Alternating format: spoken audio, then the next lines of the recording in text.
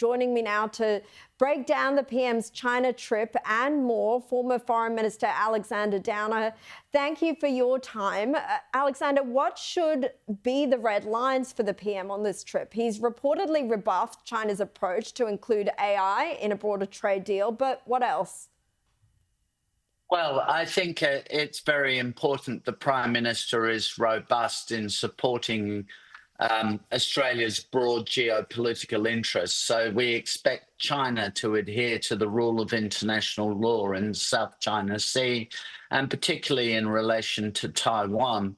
And I think he should have frank discussions with China about how the United States, Australia, and our broader alliance are concerned about the assertion of Chinese power, inappropriate assertion of Chinese power. So it's not just about trade. I mean, there'll be all sorts of details about trade. But the problem for the Prime Minister is he has no relationship with the President of the United States because he's not met him. I mean, it means he goes to Beijing without the one great advantage Australia has always had in Asia, and that is that it has been the country which is closest to the United States of any country in the region, and the United States is the country ultimately on which we all depend for the balance of power in Asia. So, and it's in that sense, the Prime Minister goes to Beijing with a relatively weak hand. Well, speaking of that, it will be his second trip to China in 2 years. And as you say, he hasn't got this meeting with Trump. I mean, do you see this as part of a drift closer to Beijing, especially with that speech, the John Curtin speech that Albanese gave recently? He seemed to be suggesting that. Yeah, I mean, he is beginning to downplay the importance of the US alliance. He looks at it in that speech, looks at it entirely in the wrong way. He just thinks the US alliance exists so America can come to our support if somebody invades Australia. But it's much more than that.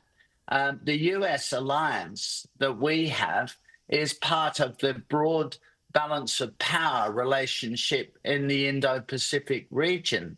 And he doesn't even begin to understand the importance of the balance of power in the Indo-Pacific region. If you want a peaceful region, you need an active America in the region, working closely with its allies and allies who contribute to that alliance.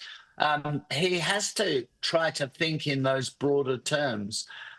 So, yeah, I think what he is doing is reducing the importance of the American alliance. After all, President Trump has been the president since January this year. It's now July, and he still hasn't even met President Trump in that time, and rushing off to Beijing, which is the power that the United States and its allies are trying to balance in the Indo-Pacific region. I mean, it's a bit odd. It's odd and it's embarrassing, I think, too. And look, speaking of Trump, we've got this ongoing tariff war, concerns now that the US president's proposal to slap a 200% tax on pharmaceuticals could impact the PBS. We also find out today Trump will follow through on this 50% tariff on copper, citing security concerns. What are your thoughts about these two specific tariffs, especially given how essential copper is for the defense sector? Is this the right call? It's the wrong call. I'm not a supporter of tariffs at all, and I think it is the real downside of the Trump administration, the passion that President Trump has for tariffs, though there are many upsides and they've done many things well, but this is one thing which is not a positive contributor to the stability of the global economy. However, faced with the threat of these tariffs, the Prime Minister should, I mean, he's our head of government. He should be engaging with his American counterpart, President Trump. He should build a relationship with him.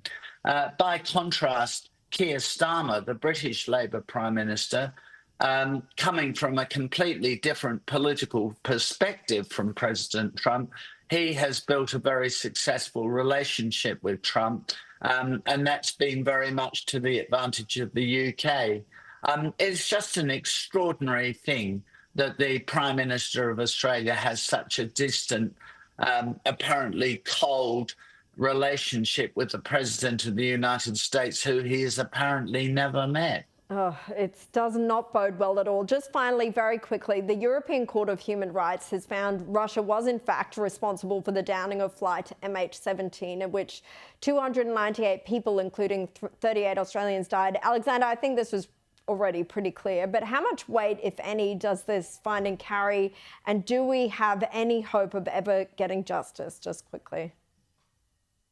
Well, we have to persuade the Russians, and that won't be possible in the short term. And this just confirms what we already know. The European Court of Justice doesn't have any jurisdiction in Russia, though, because Russia was expelled from the court and from the European Court Human Rights Convention some years ago. So it's symbolic. It doesn't have any practical meaning. Alexander Downer, thank you so much for your time.